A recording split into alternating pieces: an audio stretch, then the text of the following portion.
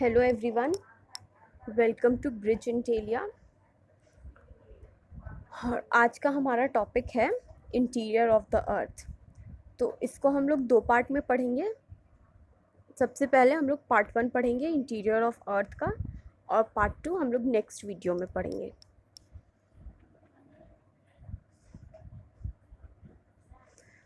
तो आज हम लोग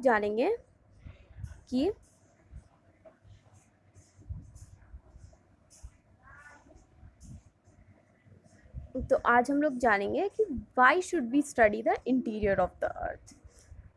तो हम लोग को इंटीरियर ऑफ द अर्थ क्यों पढ़ना चाहिए, अर्थ का जो इंटीरियर है उसको हम लोग को क्यों पढ़ना चाहिए। तो इसका रीज़न है, understanding the earth's interior is essential to understand the nature of changes that take place over and below the earth surface। हम लोग अर्थ का इंटीरियर इसीलिए पढ़ते हैं ताकि हम लोग को पता चले कि जो नेचर में जो चेंजेस होता है, जो अर्थ सरफेस के ऊपर और अर्थ सरफेस के नीचे, वो क्यों होता है। To understand a geophysical phenomenon like volcanism, earthquakes etcetera. तो हम लोग इंटीरियर ऑफ द अर्थ मतलब अर्थ का जो अंदर का जो सब अर्थ के अंदर का जो पार्ट्स है उसको पढ़ना हम लोग के लिए इसलिए भी ज़रूरी है ताकि हम लोग पता कर सके जो फेनोमेनन है, जियोफिजिकल फेनोमेना जो है, जैसे कि वोल्केनिज्म होता है, अर्थक्वेक होता है, वो सब क्यों होता है, उसका क्या कारण है, उसका क्या रीजंस है।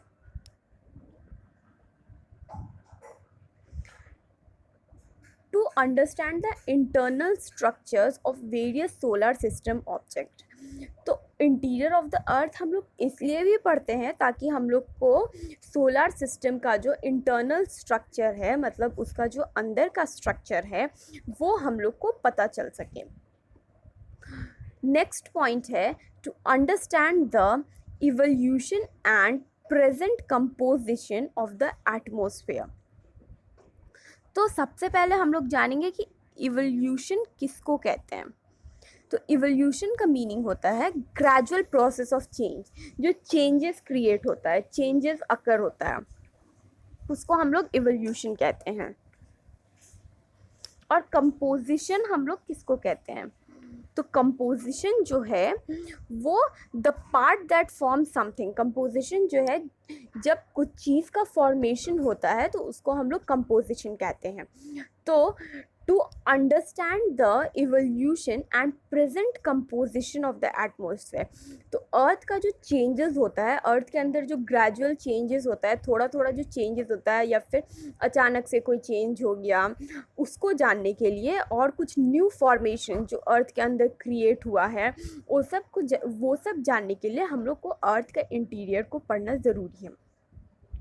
Future deep sea mineral exploration. तो एक्सप्लोरेशन का मतलब क्या है।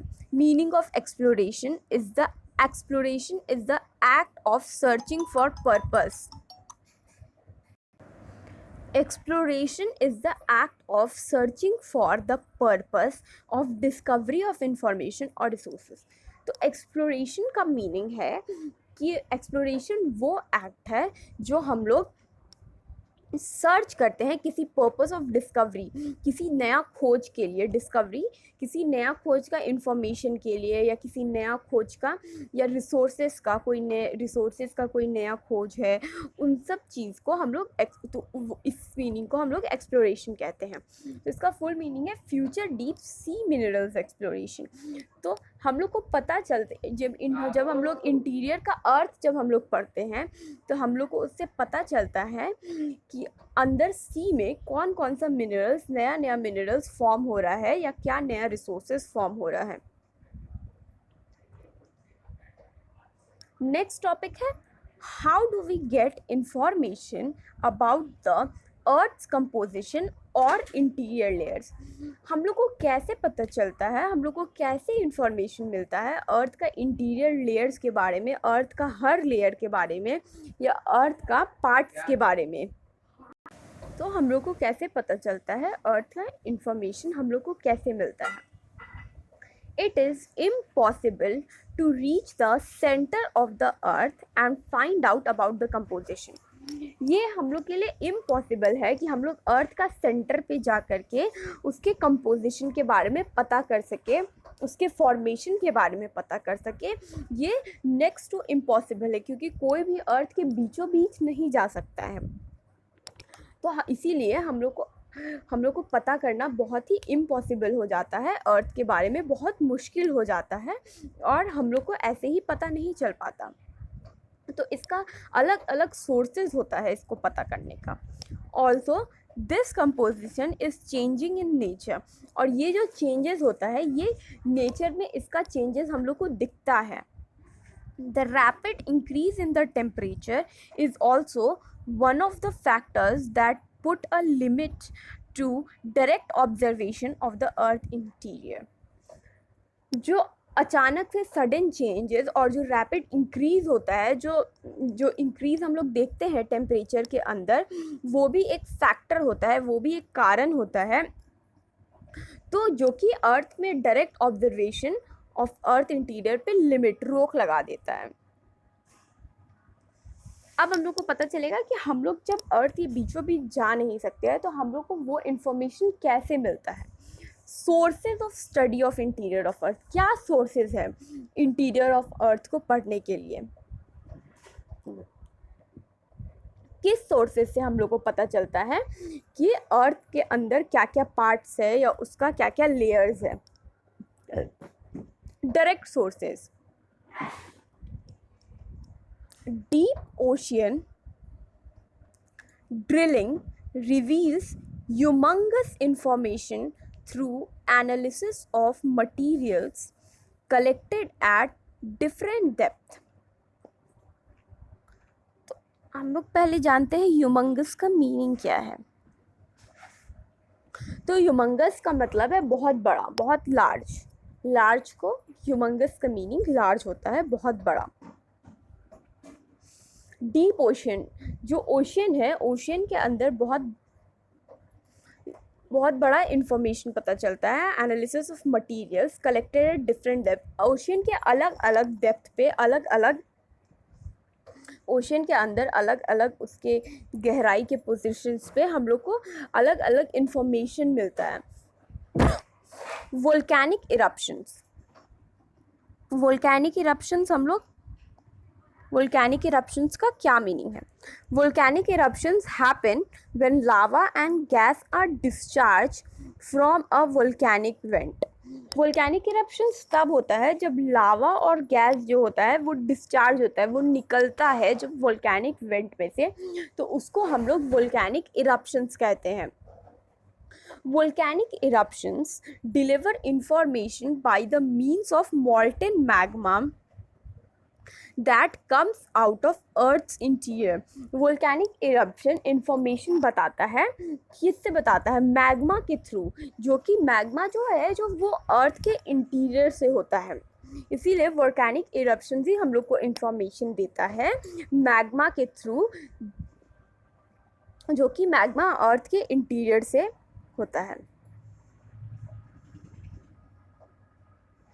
अब मैग्मा क्या है?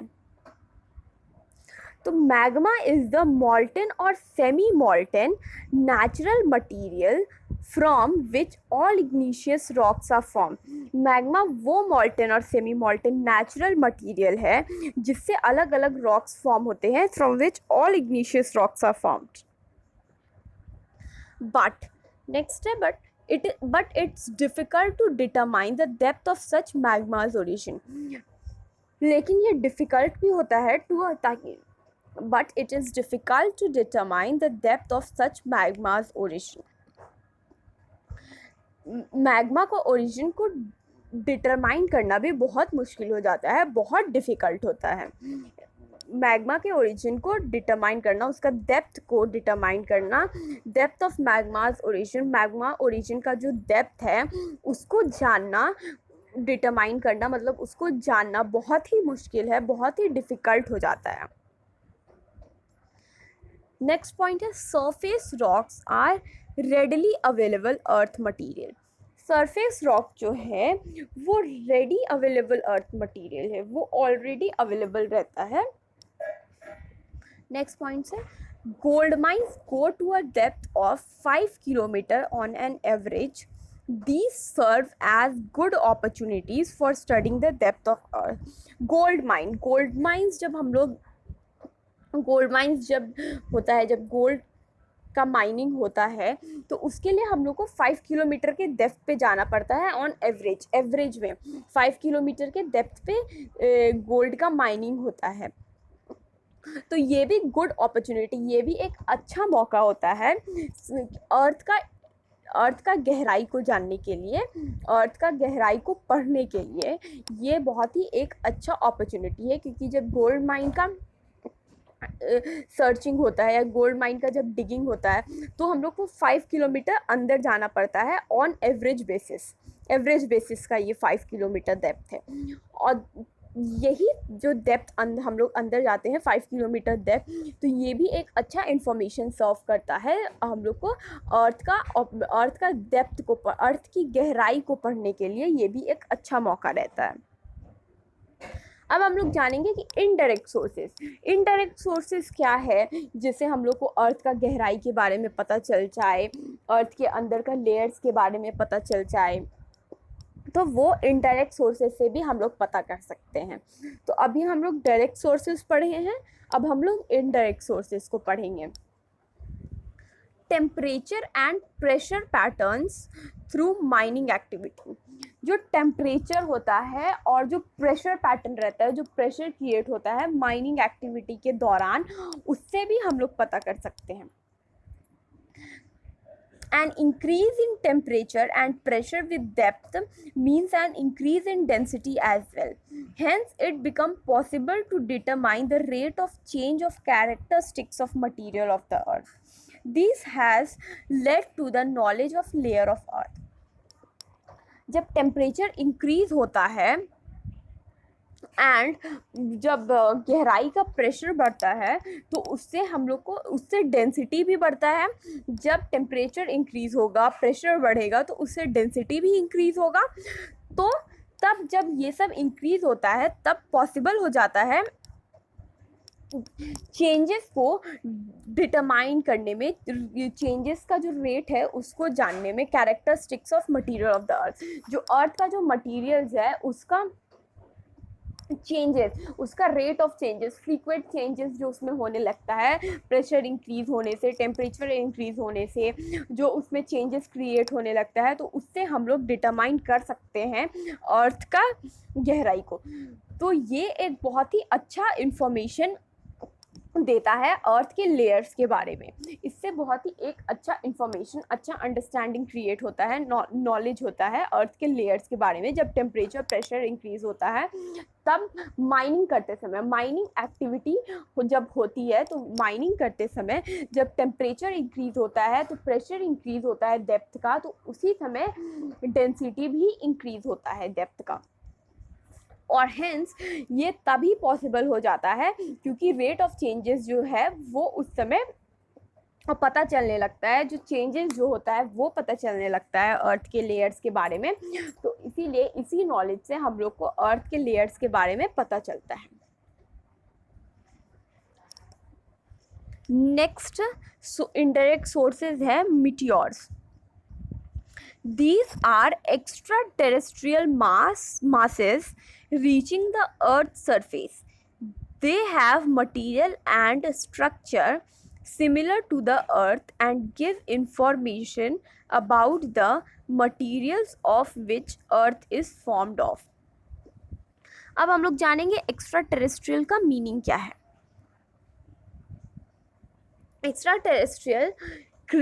Extraterrestrial is a creature that comes from or may exist on another planet.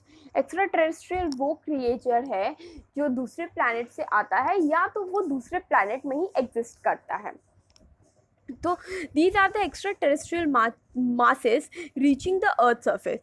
तो वो मीटियोर्स जो है वो एक्स्ट्रा टेरेस्ट्रियल मासेस हैं जो अर्थ को रीच करता है. They have material and structure similar to the earth and give information about the material of which earth is formed of. इसका मटेरियल और स्ट्रक्चर जो है वो अर्थ के सिमिलर होता है, अर्थ के जैसा ही होता है, और इसी वजह से वो इंफॉर्मेशन देता है. किसका इंफॉर्मेशन देता है? मटेरियल्स के बारे में जिससे अर्थ बना हुआ है, उसके लेयर्स के बारे में. जैसे कि हम लोग जाने मीटियोर्स क्या है, वो एक्स्ट्रा टेरेस्ट्रियल मासेस है. और एक्स्ट्रा टेरेस्ट्रियल मासेस क्या है? एक्स्ट्रा टेरेस्ट्रियल मासेस वो है जो दूसरे प्लैनेट से आता है या दूसरे प्लैनेट पे फॉर्म करता है.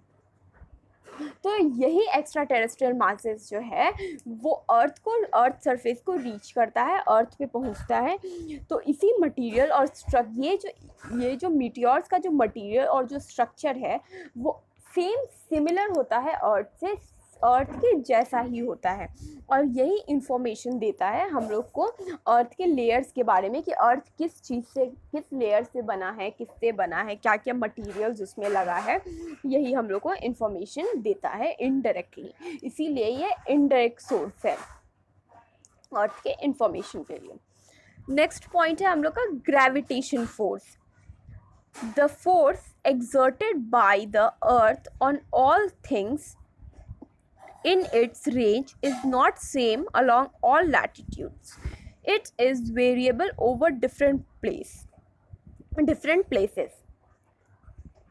The force create होता है अर्थ का जो फोर्स क्रिएट होता है सारे चीज़ों पे, और उसका जो रेंज रहता है वो हर जगह पे सेम नहीं रहता. वो हर जगह पे अलग अलग उसका रेंज होता है और हर जगह पे अलग अलग फोर्स एक्सर्ट होता है.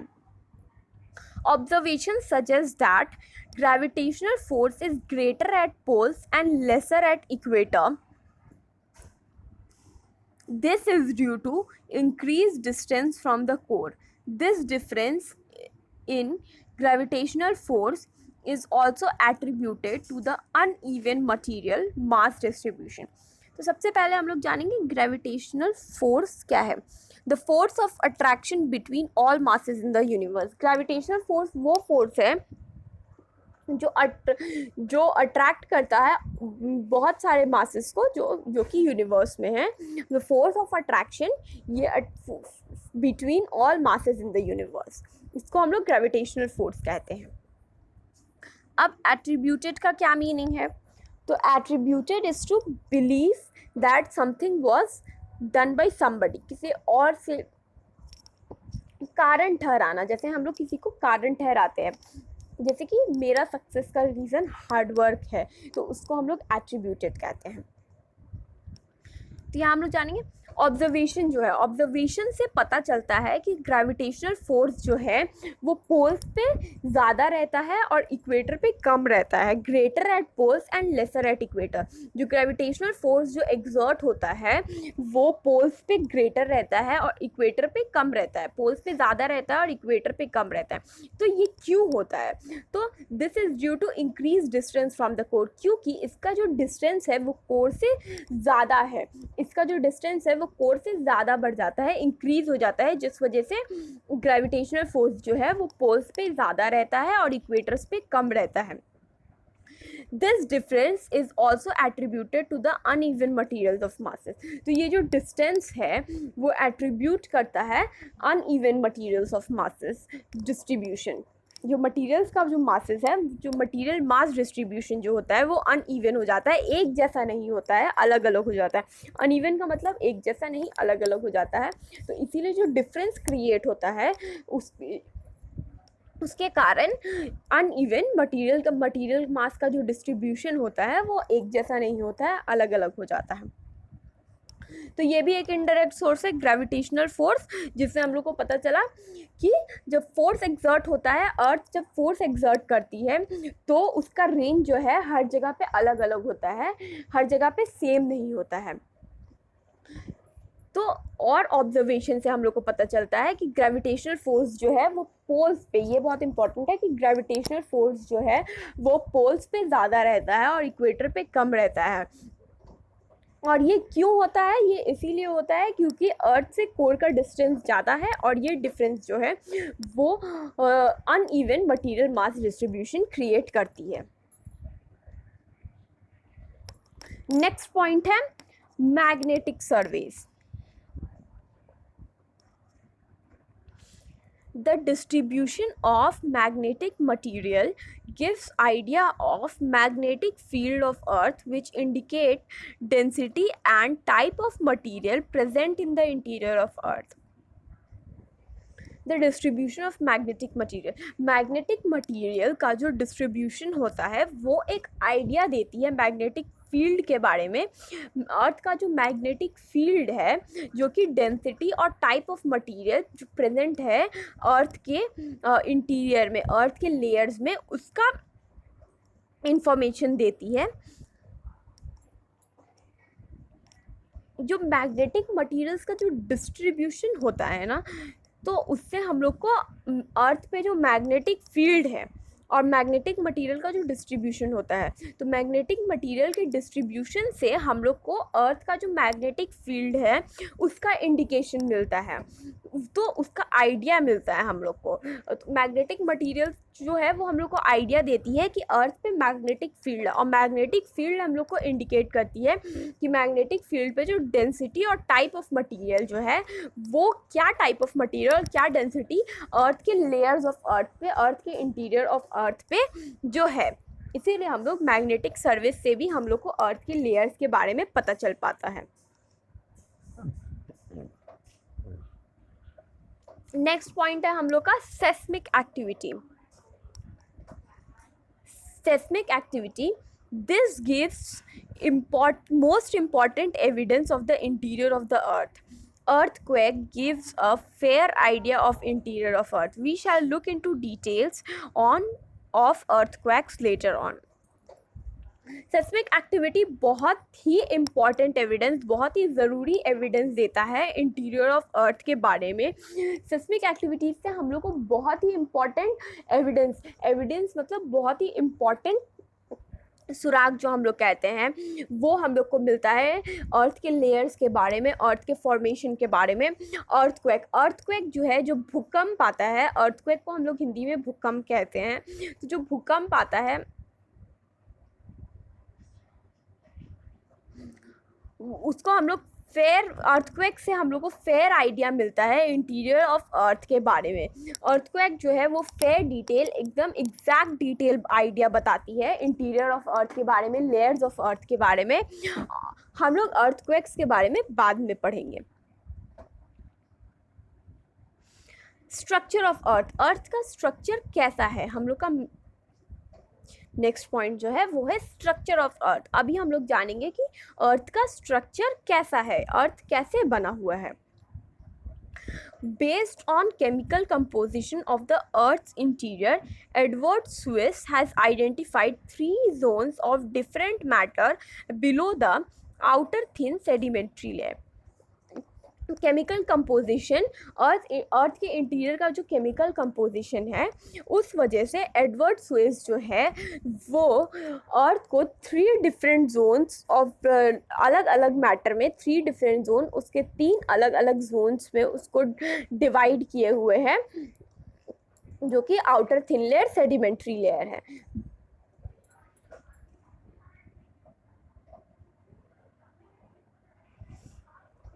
सो पहला है Ciel.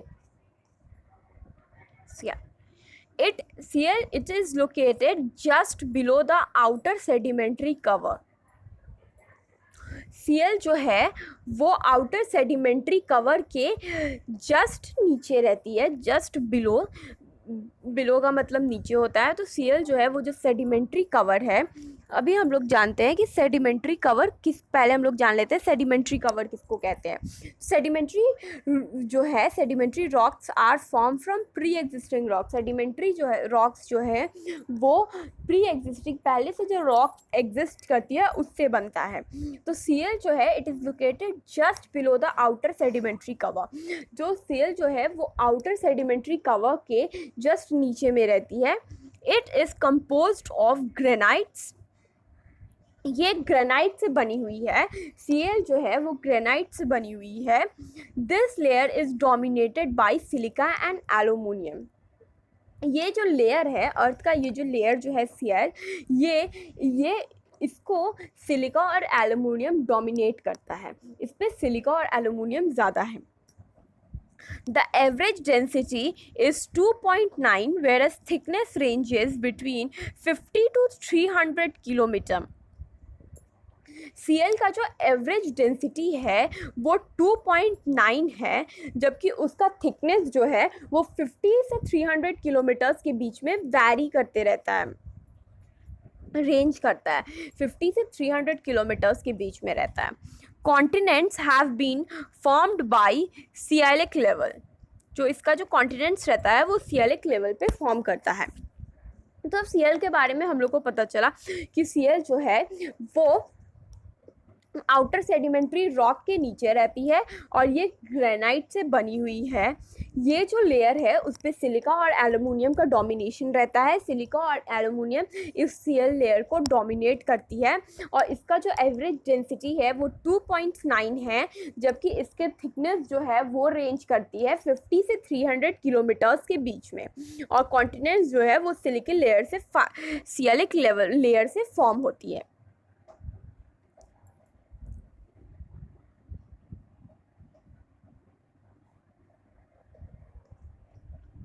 Cl consists of solid or continental part of earth crust.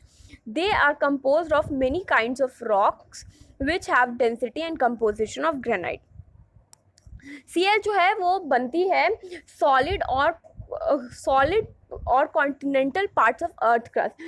Earth crust का जो सॉलिड पार्ट है उससे Cl बनता है और उसमें अलग अलग तरह का रॉक्स को पाया जाता है जिसका डेंसिटी और कंपोजिशन ग्रेनाइट होता है।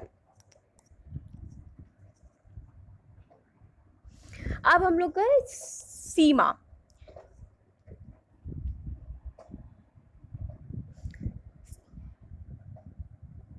सीमा it is located just below the sialic layer. ये जो है वो सियालिक लेयर के सियाल के जस्ट नीचे में रहता है सीमा। यहाँ हम लोग देख सकते हैं इस डायग्राम में, यहाँ Cl है और इसके जस्ट नीचे सीमा है। तो सीमा is located just below the Cialic layer. It is mainly composed of basalt and is the source of magma and lava during volcanic eruptions. सीमा जो है वो मेनली बसल्ट और मैग्मा का जो सोर्सेज है और लावा है जो वॉल्केनिक इरप्शंस में क्रिएट होता है उससे बनता है। सीमा किससे बनता है? तो सीमा कंपोज होती है, सीमा बनती है बसाल्ट से और जो मैग्मा और लावा का जो सोर्स है जो कि वॉल्केनिक इरप्शंस के समय फॉर्म होती है उससे सीमा बनती है। Silica and magnesium are main constituent. तो सीमा का जो मेन कंस्टिट्यूएंट है वो सिलिका एंड मैग्मा। सीमा इसका नाम कैसे पड़ा है? तो सिलिका का Si और मैग्नीशियम का Ma से इसको सीमा कहा जाता है। तो silica and magnesium are the main constituent of sima, इसीलिए सिलिका और मैग्नीशियम जो है वो सीमा का मेन कॉन्स्टिट्यूएंट्स है, मेन कॉन्स्टिट्यूएंट्स है। एवरेज डेंसिटी जो है रेंज करती है सीमा का वो 2.9 से 4.7 के बीच में रेंज करती है, जबकि इसका थिकनेस जो है वो वैरी करते रहता है 1000 किलोमीटर्स टू 2000 किलोमीटर। तो हम लोग को पता चला कि एवरेज डेंसिटी जो होता है सीमा का वो 2.9 से 4.7 के बीच में वैरी करता है और जबकि इसका थिकनेस जो होता है वो 1000 से 2000 किलोमीटर्स के बीच में वैरी करता है। तो सीमा के बारे में हम लोग को क्या क्या पता चला कि सीमा जो है वो सीएल के नीचे लोकेट करती है, और ये सीमा मेनली बनती है बसल्ट से, और मैग्मा और लावा का जो सोर्सेज है जो कि वोल्केनिक इरप्शंस के समय क्रिएट होता है, उससे ये सीमा बनती है। और सिलिका और मैग्नीशियम जो है वो सीमा का मेन कॉन्स्टिट्यूएंट है, जिससे उसका नाम भी पड़ा है। सिलिका का Si और मैग्नीशियम का Ma से सीमा क्रिएट हुआ है और सीमा का नाम पड़ा है। और एवरेज डेंसिटी जो सीमा का है वो रेंज करती है 2.9 से लेके 4.7 के बीच में, और जो इसका थिकनेस जो है वो वैरी करती है 1000 से 2000 किलोमीटर्स के बीच में।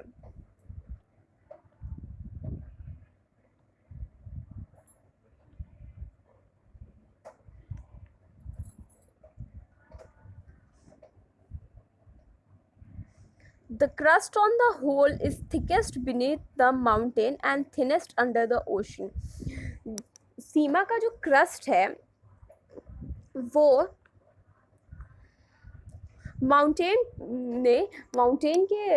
में थिक रहती है, मोटा रहता है, और ओशियंस के अंदर में वो पतला हो जाता है। It is compose of various kinds of rock, ये वेरियस काइंड्स ऑफ रॉक से बनता है, और it's upper most part consist of sedimentary rock. इसका जो अपर मोस्ट पार्ट है वो सेडिमेंट्री रॉक से बनता है। अब हम लोग जानते हैं कि सीआईएल और सीमा में डिफरेंस क्या क्या है। तो हम लोग अभी जानेंगे सीआईएल और सीमा का डिफरेंस। तो CIL is the upper most layer of earth crust. तो सीआईएल अर्थ क्रस्ट के सबसे अपर मोस्ट लेयर पे रहता है, और सीमा जो है sima is the below the sial layer. तो सीमा जो है वो सीआईएल के नीचे रहती है। सेकेंड पॉइंट है sial, its thickness is nearly 20 kilometres, and sima its average thickness is about 25 to 30 kilometres.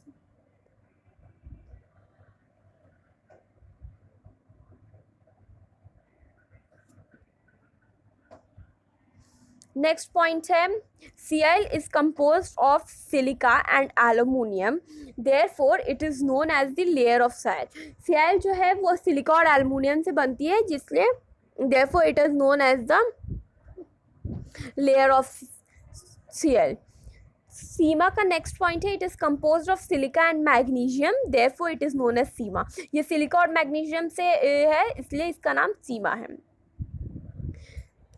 Next point है सीआईएल का, sial layer is not a continuous layer as it is not traceable on the ocean basins.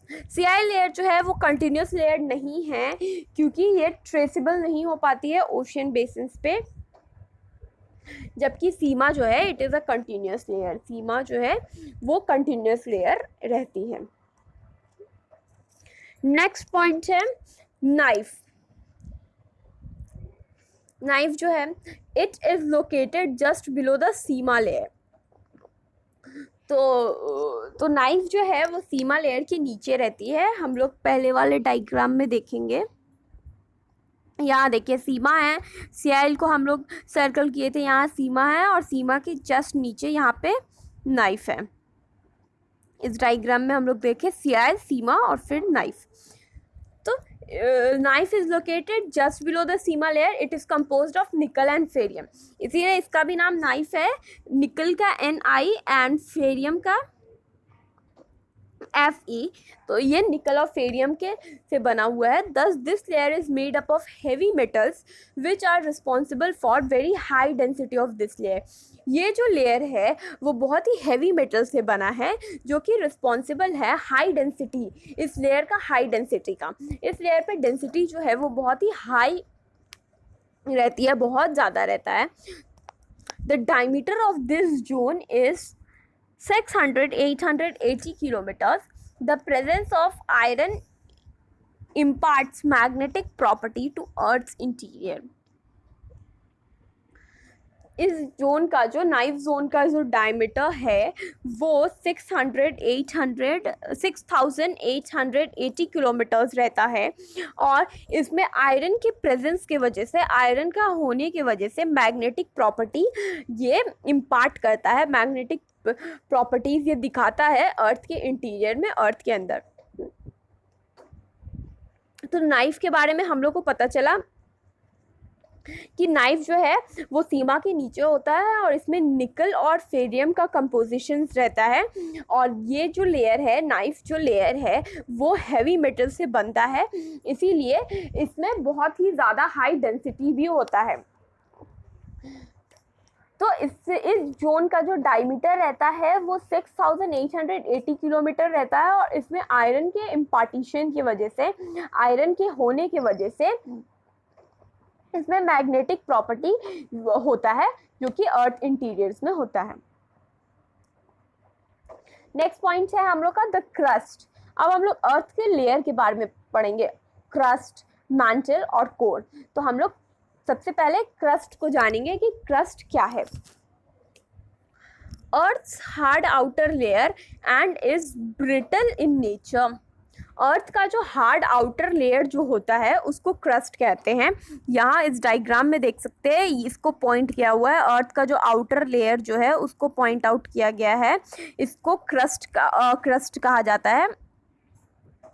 तो earth का जो hard और outer layer जो होता है, जो बाहर का लेयर जो होता है, सबसे बाहर का लेयर, और वो बहुत ही हार्ड होता है और ब्रिटल इन नेचर होता है, उसको हम लोग क्रस्ट कहते हैं। It is less than 1% of earth volume. वो अर्थ का 1% भी नहीं होता है। जो अर्थ जो पूरा फॉर्मेशन है जो अर्थ का, तो अर्थ का 1% भी क्रस्ट नहीं है। The crust is made up of different types of rocks: igneous, metamorphic and sedimentary rocks. जो क्रस्ट जो बना है वो अलग अलग डिफरेंट टाइप्स ऑफ रॉक से बना हुआ है, जो कि इग्निशियस, मेटामॉर्फिक और सेडिमेंट्री रॉक्स, ये तरह तरह के रॉक्स से अर्थ बना हुआ है। The crust is of two different types. One is continental crust under the land and the other is oceanic crust under the ocean. जो crust जो है उसका दो डिफरेंट टाइप्स है। पहला है वो कॉन्टिनेंटल क्रस्ट है जो कि ज़मीन के अंदर होता है, और दूसरा जो है वो ओशियनिक क्रस्ट है जो कि ओशन के अंदर रहता है। तो अभी हम लोग जाने कि अर्थ का जो आउटर लेयर है, जो हार्ड लेयर है और ब्रिटल है नेचर में, उसको हम लोग क्रस्ट कहते हैं। और क्रस्ट जो है वो अर्थ वॉल्यूम का 1% भी ऑक्यूपाई नहीं करती है, 1% भी नहीं है। और क्रस्ट जो है वो डिफरेंट टाइप्स ऑफ रॉक से बनी हुई है, अलग अलग तरीके के रॉक से बनी हुई है, जैसे कि इग्निशियस, मेटामॉर्फिक और सेडिमेंट्री रॉक्स। और जो क्रस्ट है वो दो डिफरेंट टाइप्स की होती है, दो टाइप्स की होती है, जो कि जिसका पहला क्रस्ट है कॉन्टिनेंटल क्रस्ट, जो कि ज़मीन के अंदर पाया जाता है, अंडर द लैंड पाया जाता है। और दूसरा जो है वो ओशियनिक क्रस्ट है जो कि ओशन के अंदर पाया जाता है। नेक्स्ट पॉइंट है the continental crust has an upper part called granitic rock and forms the continents. Silica and alumina are its main constituent. जो कॉन्टिनेंटल क्रस्ट, अब कॉन्टिनेंटल क्रस्ट जो है जो कि ज़मीन के अंदर पाया जाता है, वो अपर पार्ट होती है, वो क्रस्ट का अपर पार्ट है, और उसको हम लोग ग्रेनिटिक रॉक्स कहते हैं जो कि कॉन्टिनेंट से बनता है। सिलिका और एलुमिना जो है, Cl जो है, वो कॉन्टिनेंटल क्रस्ट का जो है वो मेन कॉन्स्टिट्यूएंट्स है। तो lower part has basaltic rock forming oceanic floor. Lower part जो है, कॉन्टिनेंटल क्रस्ट का जो लोअर पार्ट है वो बेसाल्टिक रॉक को फॉर्म करती है ओशनिक फ्लोर में।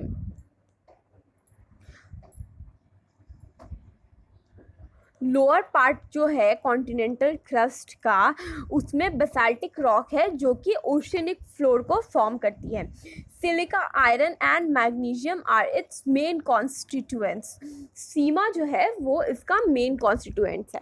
तो इस कॉन्टिनेंटल क्रस्ट के बारे में हम लोग जाने कि कॉन्टिनेंटल क्रस्ट जो है वो अपर पार्ट है ग्रेनाइट रॉक का, और वो कॉन्स्टिट्यूएंट्स को फॉर्म करती है।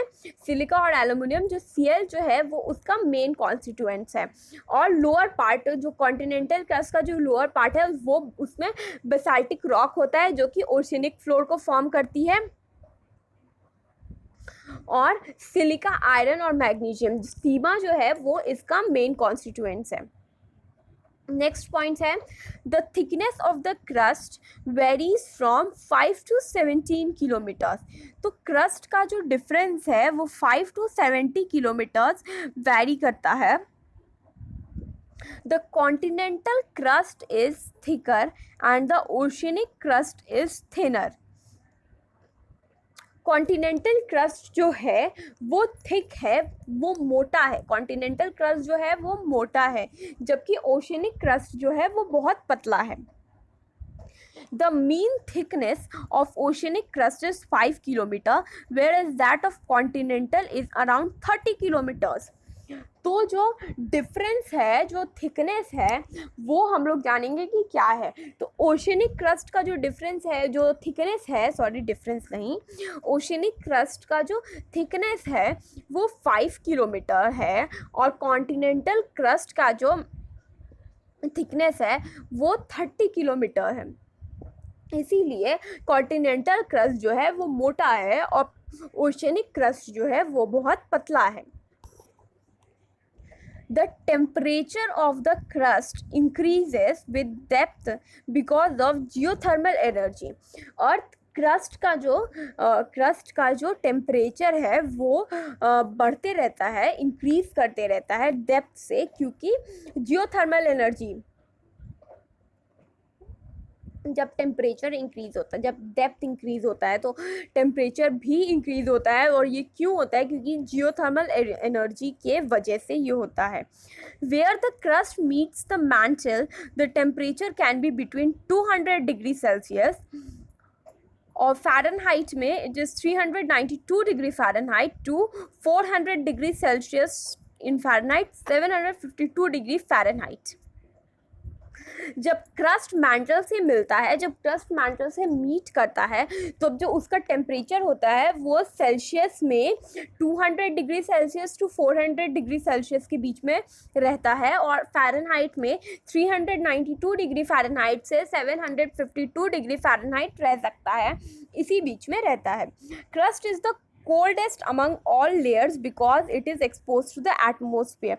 तो क्रस्ट जो है वो बाकी सारे लेयर से बहुत ठंडा रहता है, क्योंकि ये एटमॉस्फेयर की तरफ रहता है। क्योंकि जैसे कि ये बाहर का लेयर है, क्रस्ट जो है वो अर्थ का सबसे आउटर लेयर है, तो ये एटमॉस्फेयर से रहता, एक्सपोज रहता है एटमॉस्फेयर से, इसीलिए ये बहुत ठंडा रहता है। तो इस पार्ट में हम लोग जाने कि क्रस्ट का जो थिकनेस होता है वो 5 किलोमीटर से 70 किलोमीटर्स के बीच में वैरी कर सकता है। और जो कॉन्टिनेंटल क्रस्ट जो है वो मोटा है ओशियनिक क्रस्ट से। कॉन्टिनेंटल क्रस्ट बहुत मोटा है और ओशियनिक क्रस्ट जो है वो बहुत पतला है। तो हम लोग इसमें जाने कि ओशियनिक क्रस्ट का जो थिकनेस है वो 5 किलोमीटर ही है, जबकि कॉन्टिनेंटल क्रस्ट का जो थिकनेस है वो 30 किलोमीटर्स के अराउंड है। तो इसी डिफरेंस की वजह से 25 किलोमीटर्स का जो डिफरेंस हो गया है, इसी वजह से कॉन्टिनेंटल क्रस्ट जो है वो मोटा है और ओशियनिक क्रस्ट जो है वो बहुत पतला है। और टेम्परेचर जो है वो क्रस्ट का इंक्रीज करता है डेप्थ से। ये क्यों इंक्रीज करता है? क्योंकि जियोथर्मल एनर्जी की वजह से ये इंक्रीज करता है। और जब क्रस्ट मैंटल से मीट करता है, जब क्रस्ट मैंटल से मिलता है, तो इसका टेम्परेचर कितना रहता है हम लोग जानते हैं। तो इसका टेम्परेचर जो है वो सेल्सियस में अगर हम लोग जानेंगे तो वो 200 डिग्री सेल्सियस से 400 डिग्री सेल्सियस के बीच में रहता है। और फ़ारेनहाइट में अगर हम लोग जानेंगे तो 392 डिग्री फ़ारेनहाइट से लेकर 752 डिग्री फ़ारेनहाइट रहता है। और क्रस्ट जो है वो सबसे ठंडा है बाकी सारे लेयर से। बाकी सारे लेयर से क्रस्ट पे जो है बहुत ठंड रहता है। बाकी सारे लेयर से क्रस्ट जो है वो बहुत कोल्ड है, बहुत ठंडा है। क्यों? क्योंकि ये एटमॉस्फेयर से एक्सपोज्ड रहती है। नेक्स्ट हम पॉइंट जो है, the oldest oceanic basalt crust today is only about 200 million years. Most of the continental crust is much older. The oldest continental crustal rocks on Earth are cratons between 3 to 7 to 4.2 2.8 billion years old. तो हम लोग इस point में क्या कह रहा है कि जो सबसे पुराना ओशनिक बसाल्ट क्रस्ट है, ओशनिक जो अर्थ का जो टाइप्स है ओशनिक क्रस्ट, तो जो सबसे पुराना ओशनिक बसाल्ट क्रस्ट है वो आज के डेट में 200 साल पुराना हो गया है। 200 मिलियन ईयर्स की पुराना हो गया है, 200 मिलियन ईयर्स पुराना हो गया है। और most of the continental crust जो लैंड अंडर लैंड क्रस्ट जो है, जो कॉन्टिनेंटल क्रस्ट जो है वो इससे ओशनिक क्रस्ट से भी पुराना है। और ओल्डेस्ट सबसे पुराना जो कॉन्टिनेंटल क्रस्टल रॉक है जो अर्थ पे है वो क्रेटॉन्स है। उसका नाम क्या है? क्रेटॉन्स। वो क्रेटॉन्स है जो कि 3.7 से 4.28 बिलियन ईयर्स पुराना है। तो इस पॉइंट में हम लोग जाने कि सबसे पुराना ओशनिक बसाल्ट क्रस्ट जो है वो 200 मिलियन ईयर्स पुराना है, और जो सबसे पुराना कॉन्टिनेंटल क्रस्ट जो है उसका नाम क्रेटॉन्स है, और वो 3.7 to 4.28 बिलियन ईयर्स पुराना है। तो ये हम लोग को पता चला अर्थ के क्रस्ट के बारे में। और इस वीडियो में बस इतना ही, और नेक्स्ट वीडियो में हम लोग इंटीरियर ऑफ अर्थ पार्ट 2 के बारे में जानेंगे, जिसमें हम लोग मैंटल, कोर और अर्थ का टेम्परेचर, डेंसिटी, ये सब हम लोग पढ़ेंगे। Thank you.